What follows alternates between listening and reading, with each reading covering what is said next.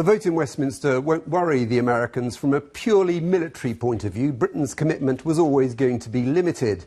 There's one British Trafalgar-class submarine in the region armed with Tomahawk missiles, which could have hit Syrian targets from afar. Britain won't be contributing any of these now, but as the world's strongest military power, America has plenty of its own cruise missiles, which it would fire from its destroyers now deployed in the Mediterranean. And there are also 2 American aircraft carriers, including the USS Nimitz, nearby.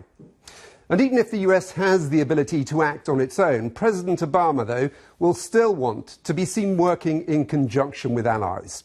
So with Britain out, who else could take part?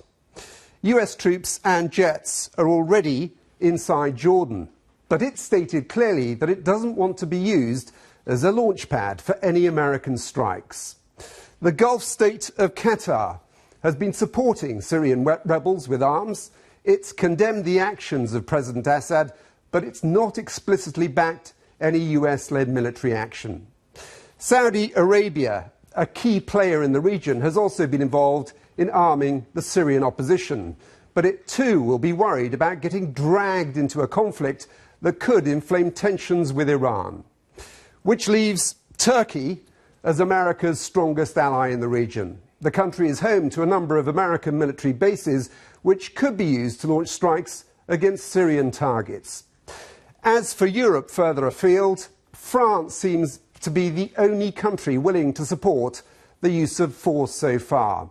And it has a range of military assets that could be used, including the aircraft carrier, the Charles de Gaulle, as well as a number of air bases in the Mediterranean.